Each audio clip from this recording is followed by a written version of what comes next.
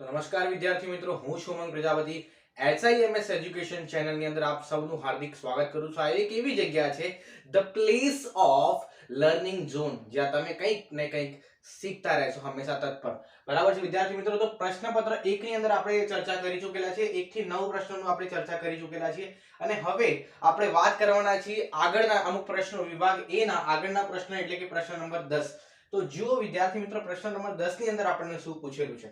પ્રશ્ન નંબર 10 ની અંદર એવું પૂછ્યું છે કે બિંદુ -4 -6 થી x, બિંદુ -4 -6 નું x અક્ષથી લંબ અંતર ખાલી જગ્યા છે. બરાબર છે કે આપણને કોઈ એક બિંદુ આપેલું છે કે ભાઈ -4 અને -6. ધારો કે બિંદુ -4 અને -6 આપણે આ રીતે સંખ્યા રેખા ઉપર જોઈએ તો -4 આપણે લઈ લીધો અહીંયા અને -6 આવશે અહીંયા ક્યાંક નીચે. બરાબર છે? તો આ -4 અને આ -6 એટલે કે આ બિંદુ મળે આપણને આ રીતે -4 -6. હવે શું પૂછ્યું છે? બિંદુનું x અક્ષથી લંબ અંતર. હવે x અક્ષ એટલે કે આ આડી રેખા, આપણે આડી રેખાને કહીએ છીએ x અક્ષ ને ઊભી રેખાને કહીએ છીએ y અક્ષ. જો x અક્ષથી લંબ અંતર પૂછે, x અક્ષ આ રહી અને ત્યાંથી આપણને જો લંબ અંતર પૂછ્યું છે, બરાબર, તો x અક્ષથી લંબ અંતર એટલે કેટલું છે? જો અહીંથી એટલે કે આ 0 થી લઈને આ રીતે લંબ અંતર થાય આપણું, એટલે આ લંબ અંતર કેટલું છે આપણું? 6. જો આમ તો સંખ્યા છે -6, પણ જ્યારે પણ અંતરની વાત આવે, ભલે નીચે જતા ઋણ આવે પણ અંતર હંમેશા ધન રહે વિદ્યાર્થી મિત્રો. બરાબર છે? તો x અક્ષથી લંબ અંતર પૂછ્યું છે એટલા માટે જવાબ આવશે 6. જુઓ અહીંથી 0 1 2 3 4 5 અને 6. x અક્ષથી લંબ અંતર પૂછે તો 6 આવે. બરાબર છે? કારણ કે દેખો x અક્ષ એટલે આ આડી રેખા અને આડી રેખાથી આ ઊભું અંતર 6 છે એટલા માટે જવાબ આવે x અક્ષથી લંબ અંતર 6. પણ જો y અક્ષથી લંબ અંતર પૂછે તો શું આવે સાહેબ જવાબ? જો y અક્ષથી લંબ અંતર પૂછે એટલે કે આપણે લેવાની ઊભી રેખા. બરાબર છે? ઊભી રેખાથી અહીંયા સુધીનું અંતર એટલે દેખો ઊભી રેખા અહીંથી એ I સુધીનું અંતર એટલે કેટલું થાય છે? -4 છે. ભલે -4 પણ અંતર હંમેશા અનઋણ હોય, ઋણ હોય નહીં. એટલે y અક્ષથી લંબ અંતર પૂછે એટલે જવાબ આવે 4 અને જો x અક્ષથી પૂછે તો જવાબ આવે 6. એટલે એક જ પ્રશ્નની અંદર આપણે બે પ્રશ્નોની ચર્ચા કરી દીધેલી છે. હવે જુઓ પ્રશ્ન નંબર 11 શું કહેલું છે? એક વાક્ય, શબ્દ કે આંકડામાં ઉત્તર આપો. એવા આગળના આપણા પ્રશ્નો છે.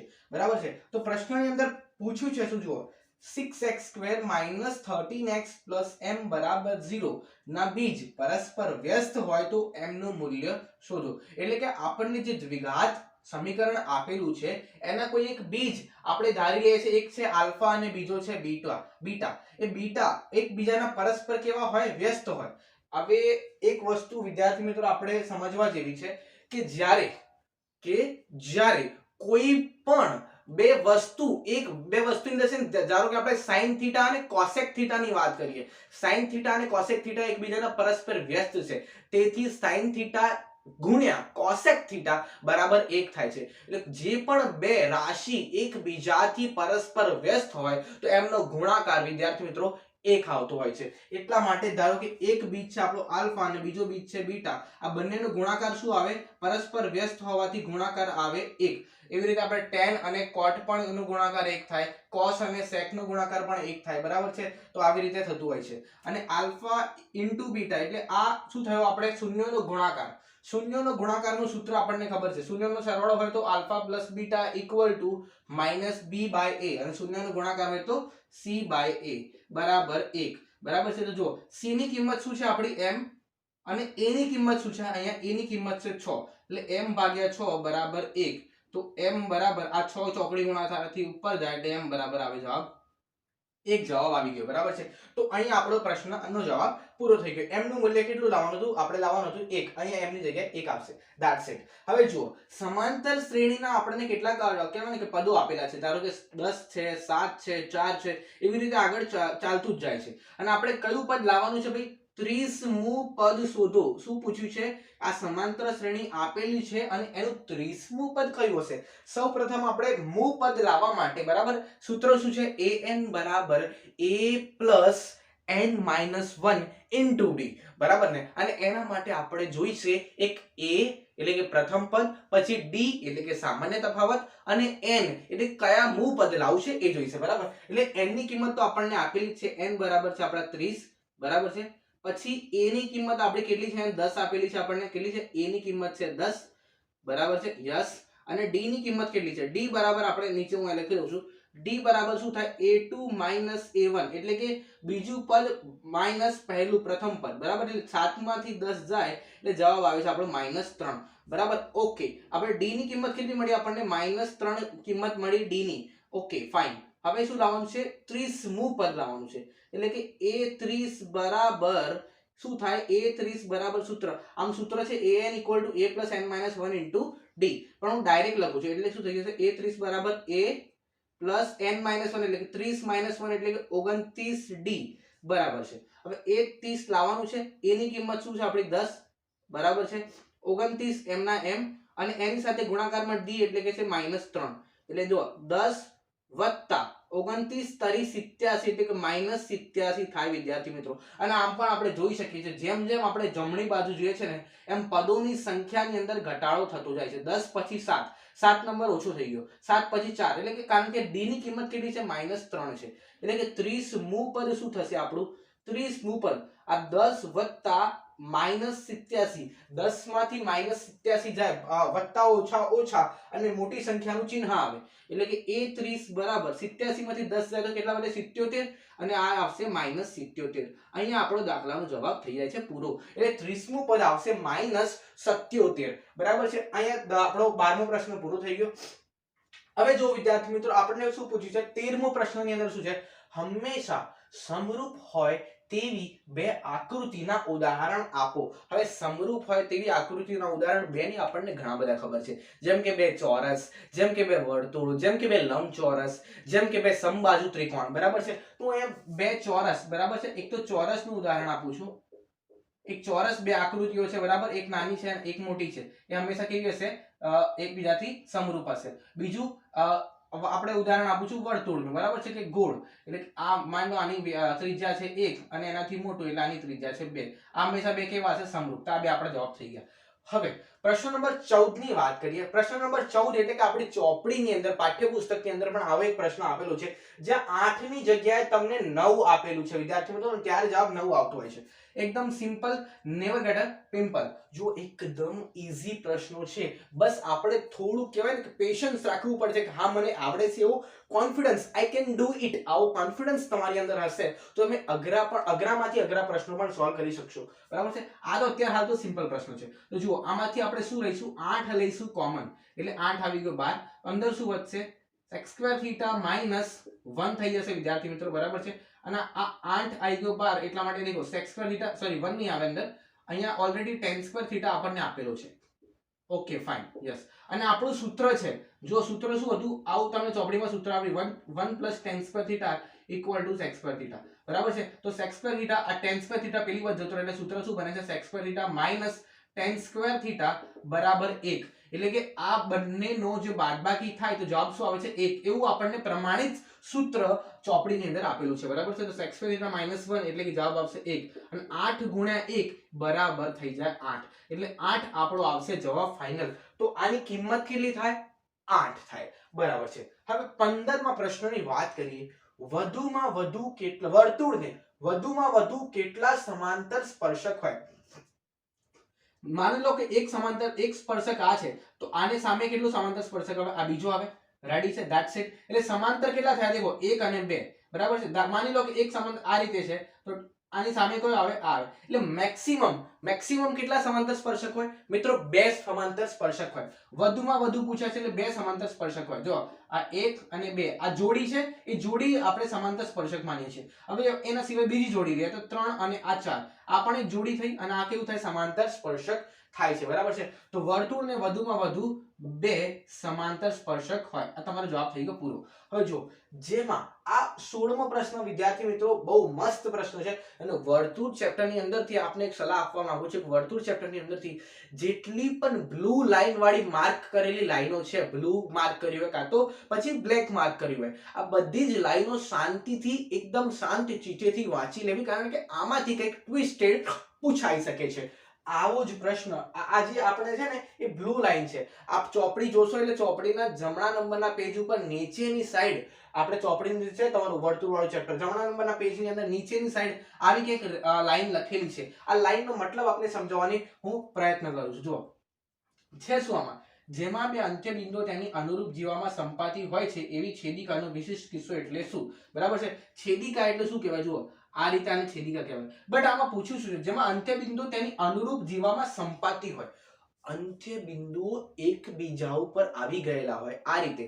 પહેલા અહીંયા હોય અંત્ય બિંદુ એટલે છેદિકા, અહીંયા એટલે છેદિકા, અહીંયા એટલે છેદિકા. ધીરે ધીરે ધીરે ધીરે અંત્ય બિંદુ શું થાય? એકબીજાની નજીક જતા જાય. બરાબર છે. માની લો અત્યારે અહીંયા છે, બીજી કન્ડિશનમાં આ થોડાક નજીક આવ્યા, આ અંત્ય બિંદુ અહીંયા છે. બરાબર છે. એટલે આ કહેવાય શું? આને કહેવાય તો છેદિકા જ કહેવાય. પછી ધીરે ધીરે ધીરે ધીરે નજીક આવતા જશે. એક અંત્ય બિંદુ અહીંયા છે.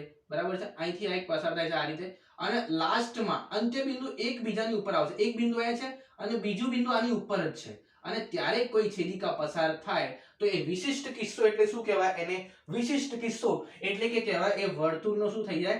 સ્પર્શક થઈ જાય. અને આ બિંદુ કયું થઈ જાય? આ સ્પર્શક બિંદુ થઈ જાય. આ બે અંત્ય બિંદુ એકબીજા ઉપર સંપાતી એટલે એકબીજા ઉપર આવવું. બરાબર છે. ધીરે ધીરે ધીરે ધીરે ધીરે ધીરે વર્તુળના બિંદુ એકબીજા ઉપર આવશે, નજીક આવતા જશે, અને એક સમય એવો આવશે કે એ એકબીજા ઉપર સંપાતી થઈ જશે. એટલે એ લાઈનને શું કહેવાય? એ વિશિષ્ટ કિસ્સો એટલે વર્તુળનો સ્પર્શક થાય, અને બિંદુ એટલે કે વર્તુળનું સ્પર્શક બિંદુ થઈ જાય. That's it. એટલે 16મો તમારો પ્રશ્ન છે એ સોલ્વ થઈ ગયો. હવે 17મા પ્રશ્નની અંદર આપણે વાત કરીએ. જુઓ, 17મો પ્રશ્ન એમસીક્યુ નો છે, મલ્ટિપલ ચોઇસ ક્વેશ્ચન. તમને 4 ઓપ્શન આપેલા છે ને એના પરથી જોવાનું હશે. હવે આ sin સ્ક્વેર cos સ્ક્વેર વાળું જે ચેપ્ટર છે આપણે ત્રિકોણમિતિ વાળું, એ એકદમ મસ્ત છે વિદ્યાર્થી મિત્રો, પણ આપણા મગજમાં થોડો ઘણો એનો ડર બેસેલો છે, એ હું બહાર કાઢવાની કોશિશ હંમેશા કરતો રહીશ. તો જુઓ, આની અંદર શું છે? 1 - tan સ્ક્વેર tan 45. ભાઈ આપણને પેલું ટેબલ વાળી વેલ્યુ આવડવી જોઈએ, એમાં કશું જ નથી યાર. ઉપર એક તમારે sin થીટા વાળી વેલ્યુ આવડી જાય ને પછી તો ઓટોમેટિક બની જતી હોય છે. બરાબર. એટલે ડરવાની જરૂર નથી. અને પેપરમાં જો યાદ ના આવે તો પાછળના પેલા પત્તા ઉપર તમારે લખી દેવી. બરાબર. tan 45 ની કિંમત થાય 1 એટલે 1 નો વર્ગ થઈ ગયો 1, અને નીચે 1 + tan 45 ની કિંમત 1 એટલે 1 નો વર્ગ, અહીંયા 1 થઈ જશે. એટલે 1 - 1 અને 1 + 1 એટલે કે થઈ જશે 0/2 બરાબર શું જવાબ આવે? 0. એટલે આપણે 0 વાળો ઓપ્શન કયો છે? બી. તો ઓપ્શન બી આપણો સાચો જવાબ થશે. બરાબર છે. Option B. કારણ કે ઉપર 1 - 1 અને 0/2 એટલે કે 0 થયું. That's it. આ 17મો પ્રશ્ન પણ આવી રીતે પૂરો થઈ ગયો. હવે વાત કરીએ પ્રશ્ન નંબર 18 ની. પ્રશ્ન નંબર 18 ની અંદર શું પૂછ્યું છે? r ત્રિજ્યા વાળા વર્તુળનો વૃત્તાંશનો ખૂણો p હોય. એટલે આપણને ખૂણો આપેલો છે p. બરાબર છે. ત્રિજ્યા આપેલી છે કેપિટલ R. તો વૃત્તાંશનું ક્ષેત્રફળ ખાલી જગ્યા થાય.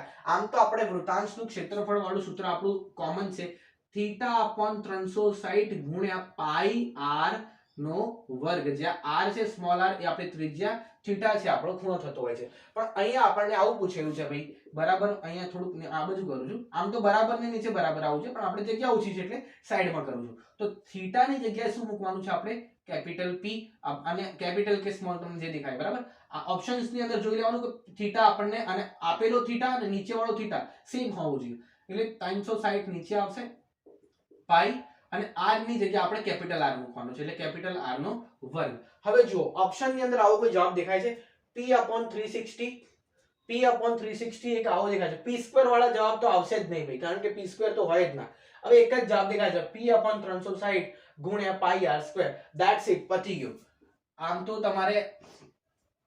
તમારી જે બુક છે, બરાબર વિદ્યાર્થી મિત્રો, બુક ની અંદર થોડુંક ઉપર નીચે બે વડે ગુણીને પણ એક જવાબ આવે છે. બરાબર. એ પણ જોઈ લેવો, કારણ કે એ પણ ઘણીવાર પૂછાતો હોય છે. એમાં કશું જ નથી. નીચે પણ 2 થી ગુણ્યા છે અને ઉપર પણ 2 થી ગુણ્યા છે, એટલે જવાબ આવે છે તમારો એમાં p/720 ગુણ્યા 2 પાઈ r નો વર્ગ. That's it. ઓકે. એટલે ઓપ્શન માંથી જવાબ આવશે બી. 19મો નંબરનો પ્રશ્ન જુઓ. 5 રૂપિયાના સિક્કાનું ઘનફળ શોધવાનું સૂત્ર કયું છે? હવે પહેલા તો ખબર હોવી જોઈએ કે 5 રૂપિયાનો સિક્કો એટલે કે એક કેવી આકૃતિ થાય. 5 રૂપિયાનો સિક્કો વિદ્યાર્થી મિત્રો એ કેવો હોય છે ખબર છે? આપણે આમે ગોળ, એક ગોળ, એની ઉપર બીજું ગોળ, એની ઉપર ત્રીજું ગોળ, એની ઉપર ચોથું ગોળ, આ રીતે ગોળની ઉપર ગોળ આ રીતે થપ્પી કરેલી હોય. બરાબર.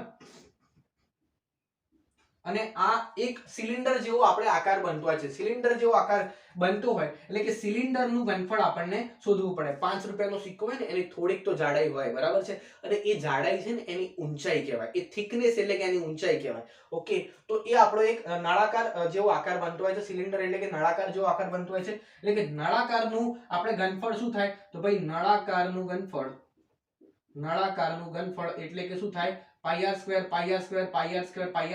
h વખતે થાય, કારણ કે h ઊંચાઈ આપેલી છે. આટલું પાઈ આર સ્ક્વેર, આટલું પાઈ આર સ્ક્વેર, આટલું પાઈ આર સ્ક્વેર, કેટલી વાર h વાર, એટલે કે જવાબ આવશે પાઈ આર સ્ક્વેર h. આ તમારો જવાબ આવી જશે, એટલે ઓપ્શન સી એ સાચો જવાબ થાય. 19મો પ્રશ્ન થઈ ગયો સોલ્વ. હવે વાત કરીએ પ્રશ્ન નંબર 20 ની. એકદમ મસ્ત પ્રશ્ન છે વિદ્યાર્થી મિત્રો, યાદ રાખજો z equal to 3m minus 2x બાર. આ બ્રહ્માસ્ત્ર જેવું સૂત્ર છે તમારી પાસે, અને આ સૂત્રની ઉપરથી તમને મિનિમમ એક દાખલો દર વખતે પૂછાતો હોય છે, એટલે પછી કહેતા નહીં કે કીધું નતું. બરાબર છે? તો જુઓ z equal to 3m minus 2x bar, z એટલે કે બહુલક થાય, m એટલે કે આપણો મધ્યસ્થ થાય, અને x બાર એટલે કે તમારો મધ્ય ક થાય. બરાબર છે? આ ત્રણેય રાશિઓ એકબીજાની સાથે કયા સંબંધી મતલબ કે જોડાયેલી છે? આ સૂત્રના સંબંધથી જોડાયેલી છે વિદ્યાર્થી મિત્રો. એટલે કે z એટલે કે બહુલકની કિંમત આપણને આપેલી છે 35, 3m મધ્યસ્થ આપણે શોધવાનું છે, 2x બાર, x બાર એટલે કે મધ્યક આપણો આપેલો છે 35. બરાબર છે? તો જુઓ આ 35 બરાબર 3m, અને 2 ગુણ્યા 35 એટલે કે થઈ જશે 70. બરાબર છે? 70 આ બાજુ આવે એટલે પ્લસ થઈ જાય, તો 70 વત્તા 35 બરાબર 3m. બરાબર છે? ઓકે. હવે 70 વત્તા 35 એટલે કેટલા? 5, અને 7 ને 3 10, 105. આ 3 નીચે આવશે એટલે 3 105 ભાગ્યા 3 થશે, અને બરાબર થઈ જશે m. બરાબર? હવે 105 ભાગ્યા 3 આપણે કરીએ તો કેટલું થાય? જુઓ આ રીતે 105 ભાગ્યા 3 કરીએ, 3 દુ 6, 3 તરી 9, 9 થઈ ગયા ભાઈ, વધ્યો 1, અહીંયાથી 5 લીધા, 3 પંચા 15 એટલે થઈ ગયા 15. એટલે જવાબ આવશે આપણો 35 જ ભાઈ. ફરીને જવાબ આવે છે, તો આ થઈ ગયો આપણો જવાબ 35. બરાબર? એટલે કે m નું મૂલ્ય આપણને શું મળે? મધ્યસ્થ એટલે કે કહેવાય 35. મધ્યસ્થનું શું થાય? જવાબ આવશે 35. તો આવી રીતે આપણે 20 પ્રશ્નો સોલ્વ કર્યા, અને હવે વાત કરીશું 21મા પ્રશ્નની. પહેલા આ પ્રશ્ન તમે શાંતિથી જોઈ લો, પછી હું આગળના પ્રશ્નો સ્ટાર્ટ કરું. તો હવે જોઈએ વિદ્યાર્થી મિત્રો પ્રશ્ન નંબર 21 ના હવે છેલ્લા 4 પ્રશ્નો છે. બરાબર? તો પ્રશ્ન નંબર 21 ની વાત કરીએ એમસીક્યુ ની અંદર, તો ઘટના e ની સંભાવના વત્તા ઘટના e ડેશ એટલે કે e નહીં ની સંભાવના ખાલી જગ્યા છે. હવે ઘટના એટલે કે આને કહેવાય પ્રોબેબિલિટી ઓફ સંભાવના, એટલે કે પ્રોબેબિલિટી ઓફ ઘટના e એટલે કે probability of e plus probability of e dash. આનો મતલબ આવું થાય. આ બંનેનો સરવાળો કેટલો થાય? આપણું સૂત્ર જ છે કે ઘટના a અને ઘટના e નહીં નો સરવાળો થઈ જાય મિત્રો 1 થાય. બરાબર છે? અને કોઈ પણ ઘટના તમને આપેલી હોય, એક તો આ સૂત્ર છે. બરાબર? આ પ્રશ્ન માટે આપણો જવાબ આવશે RA, એટલે કે જવાબ આવશે B. બરાબર? પણ હું જ્યારે પણ બીજી તમારે પ્રશ્નોની સાથે સાથે કંઈક બીજા બે પ્રશ્નો પણ સોલ્વ કરાવતા હોઉં છું વિદ્યાર્થી મિત્રો. એટલે આને લગતો બીજો પ્રશ્ન કયો આવી શકે? ઘટના A અને ઘટના B, આ બે જ ઘટનાઓ છે, ફક્ત બે જ ઘટનાઓ છે, તો આ બંને ઘટનાઓનો સરવાળો કેટલો થાય? તો પણ જવાબ આવે 1 જ આવે વિદ્યાર્થી મિત્રો. કારણ કે સંભાવનાની અંદર દરેક ઘટનાઓનો સરવાળો કેટલો થાય છે? એ થાય છે. જે આવો પણ પ્રશ્ન પૂછાઈ શકે છે, ને આવો પણ પ્રશ્ન પૂછાઈ શકે છે. આ e અને e ડેશ માટે હતો, અને ફક્ત બે જ ઘટના હોય તો બંનેનો સરવાળો પણ 1 જ થાય. તો આ ધ્યાનમાં રાખો. અત્યારે તમારો જવાબ આવશે B1 જવાબ આવશે. બરાબર? P of e વત્તા P of e ડેશ. હવે વાત કરીએ પ્રશ્ન નંબર 22 ની.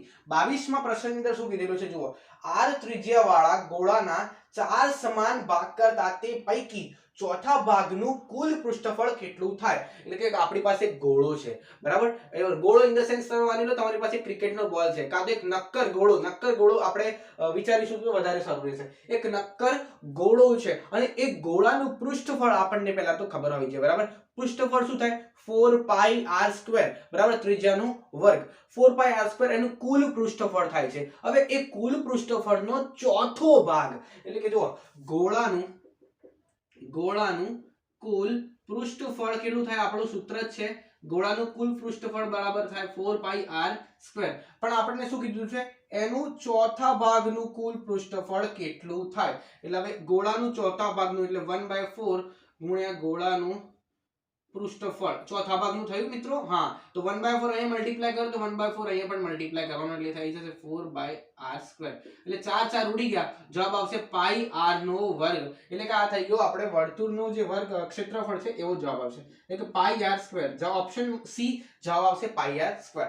That's it. Okay fine. હવે જુઓ આ 4 જ લખેલા છે. બરાબર? 23મા પ્રશ્નની અંદર ધારો કે 4,4,4 આ રીતે સમાંતર શ્રેણી ચાલતી જ જાય છે. એ સમાંતર શ્રેણી છે કે નહીં ચકાસવાનું છે.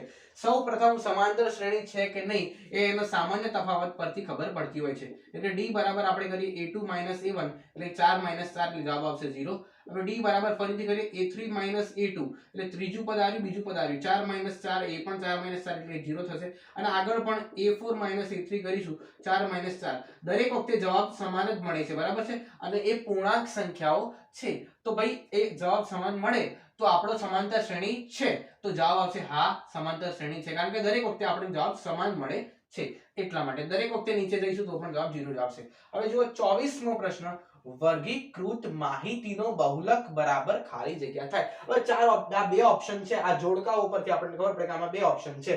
હવે બે ઓપ્શનમાં આપણે મેં તમને બ્રહ્માસ્ત્ર કીધેલું યાદ કરો બ્રહ્માસ્ત્ર કીધેલું આપણે આગળના પ્રશ્નની અંદર આ એવો છે ભાઈ z 3m - 2x બાર મેં તમને આવી રીતે યાદ રાખવાનું કીધેલું આવી રીતે યાદ રાખશો એટલે ઓટોમેટિકલી આ મળી જશે.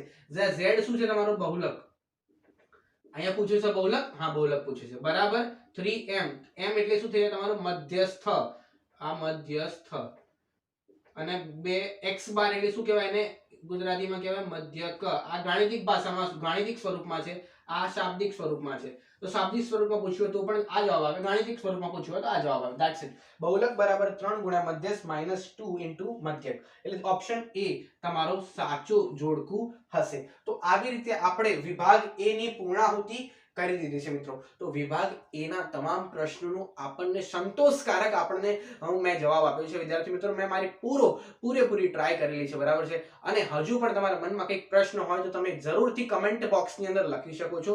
વિભાગ બી ના પણ પ્રશ્નો આપણે સોલ્વ કરીશું. સી અને ડી માં તમને કોઈ હાર્ડ લાગતું હોય એકદમ વધારે ટફેસ્ટ પ્રશ્નો હોય ને ચોપડીની અંદર એવો પ્રશ્ન ના હોય તો એવા પ્રશ્નોનું સમાધાન કરવાનો હું પૂરેપૂરો પ્રયાસ કરીશ. પણ તમારા કમેન્ટ બોક્સની અંદર તમારો જે પ્રશ્ન છે એ પૂછશો તો મને વધારે મજા આવશે સોલ્વ કરવાની બરાબર કારણ કે કમ્યુનિકેશન હંમેશા ટુ વે માં થાય. તમે બોલો અને હું કરું એમાં મને વધારે મજા આવે બરાબર છે ને. તો તમે પણ જુઓ અને હું પણ કામ કરું વિદ્યાર્થી મિત્રો બંને મળીને આપણે કંઈક એક સારું રિઝલ્ટ લાવીશું અને આ કોરોનાની મહામારીને પણ આપણે હરાવી દઈશું બરાબર છે. અત્યારે હાલ આધુનિક યુગ એટલે કે ડિજિટલ પ્લેટફોર્મના માધ્યમથી તમે ધોરણ 10 નું સારું પરિણામ લાવો એ માટે હું પણ પ્રયાસ કરું છું તમે પણ અથાગ પ્રયાસ કરો એવી મારી ખૂબ જ આશા છે. તો આવી જ રીતે HIMS એટલે કે Himmatnagar institute of maths and science education ચેનલની અંદર તમે બન્યા રહેજો અને સારું લાગે તો વિડીયો તમારા મિત્રોની સાથે શેર કરવાનું ભૂલતા નહીં અને સબસ્ક્રાઇબ મિત્રો નીચે જે બેલ આઇકોન બટન છે એમાં કરી દેજો બરાબર છે. તો ચલો મળીએ ધ પ્લેસ ઓફ લર્નિંગ ઝોનમાં